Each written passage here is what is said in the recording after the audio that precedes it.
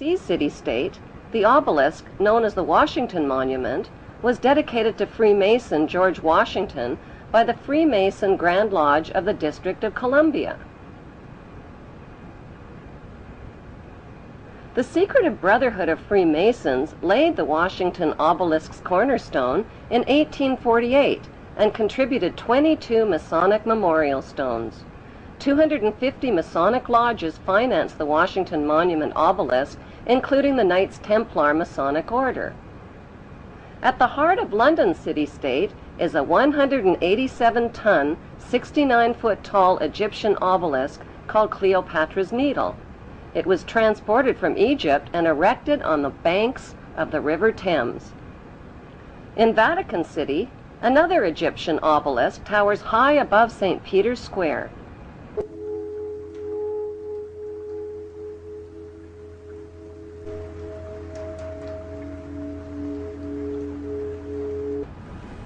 What exactly is an obelisk? Obelisks are phallic-shaped monuments honoring the pagan sun god of ancient Egypt called Amun-Ra. The spirit of this pagan god is said to reside within the obelisk. Obelisks symbolize the phallus and fertility. At the base of the obelisk is a sunwheel circle symbolizing the vagina. Together, they depict male and female sexual union. Worshippers of Amun believe Amun is the supreme god and creator of all things, and can transform himself into other gods, like Osiris, the god of the underworld, or Seth, the god of evil and chaos. Since vowels were interchangeable in the biblical Hebrew language, Amun can be spelled A-M-E-N, A-M-O-N, O-M-O-N, or A-M-U-N. Today, Amun is one of the most popularly used words in the entire world. It is used in all languages by Christians, Muslims, Hindus, and Jews at the end of prayer. Without realizing it, people all over the world are praising Amun.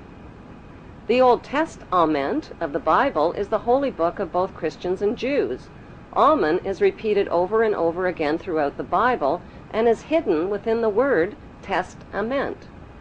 The word Amun literally means the hidden one. Many are fooled into believing that Amun means so be it or truly, but in Kings 1 verse 36 of the Old Testament, Amun is identified as the Lord God of my Lord. Why in the world would the Vatican, a fortress of Puritan Christian values, erect a monument symbolizing the pagan god Amun and sexual intercourse right in its own front yard?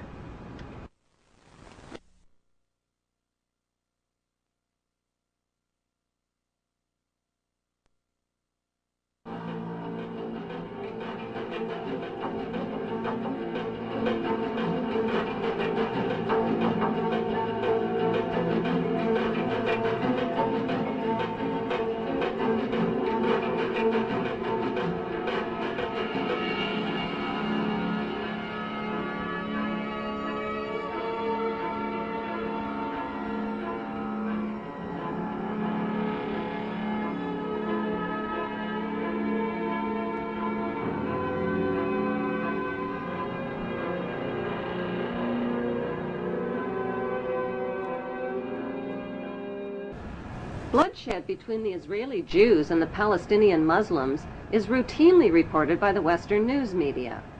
But how much does the general public really know about what's going on in Israel? And why should they even care? Why? Because Israel has written human history, and it is also writing the future of humanity. It is important to know that the land now called Israel was originally called Canaan in ancient times. Canaan was populated by the Canaanite people, who were the ancestors of today's Palestinians imprisoned in refugee camps in Israel. About 3,500 years ago, the Semitic Hyksos kings ruled Egypt for 100 years, but were expelled from Egypt into Canaan. The Egyptians called these Hyksos people the Habarus, which means Hebrews. These expelled Hebrews invaded and conquered the land of Canaan and changed the name of the land from Canaan to Israel.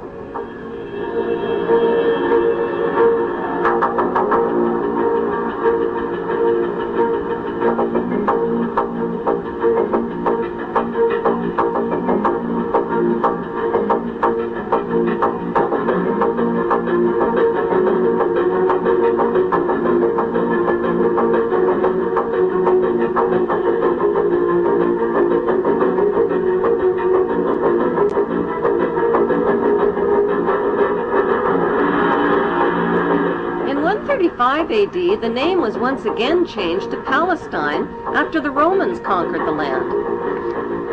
As recently as 1948, the name was officially changed back to Israel again by the Hebrew Zionists, who slaughtered and drove the Palestinian people from their homes, land, and villages after World War II.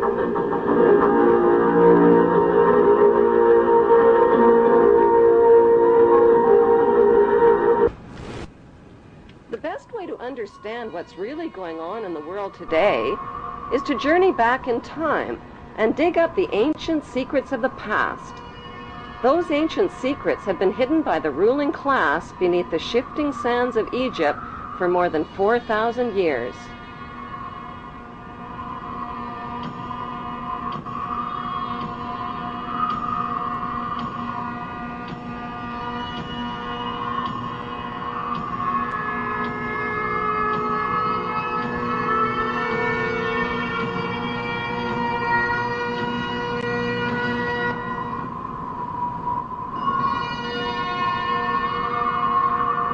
Historian travel guides like Josephus, Herodotus, and Manetho, as well as writers like David Rohl, Ralph Ellis, and Niels Peter Lemke, provide flashlights into the past. The earliest remains of human life on Earth were discovered in Africa. The ancient Egyptians kept detailed records of their culture and history in tombs, in temples, and on pottery, using pictures and writings called hieroglyphics. Archaeology experts have found absolutely no evidence whatsoever that Hebrew Jews lived as slaves in Egypt or of their exodus from Egypt. The plain truth is that Moses didn't lead Hebrew slaves out of Egypt any more than Charlton Heston did. So who was that bearded man with a magical staff named Moses?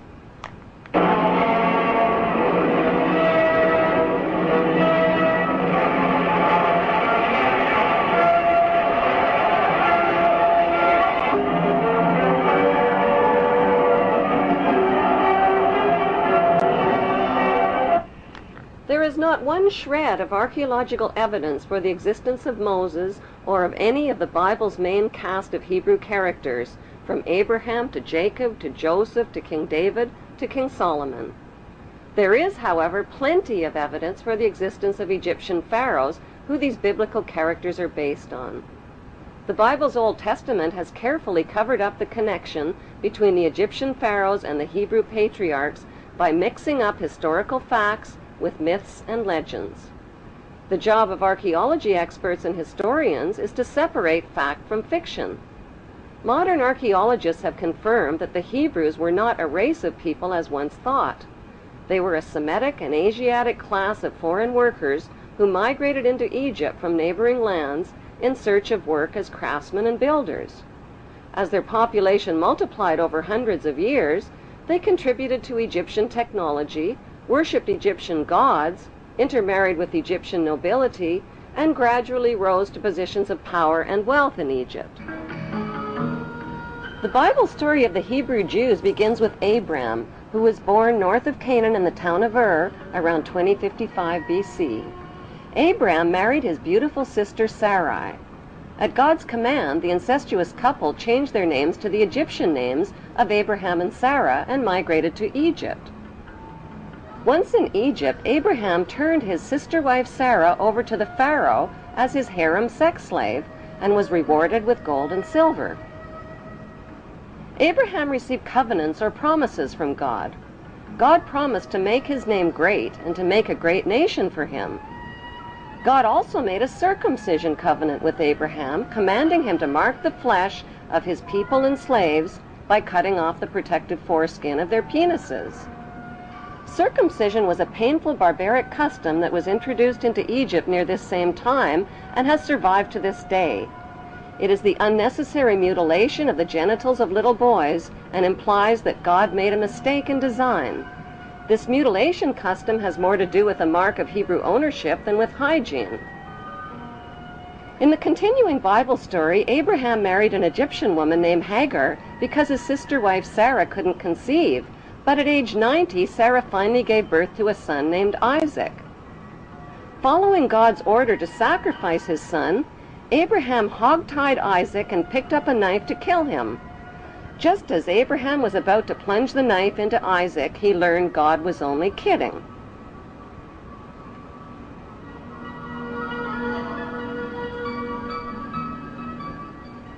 Who was the ruling pharaoh that the Bible neglects to identify when Abraham and Sarah reached Egypt? His name was Amenemhet I, and he ruled Egypt from 1991 BC to 1962 BC. The name Amenemhet means Amen is the head. Besides Pharaoh Amenemhet and biblical Abraham living in the same place at the same time,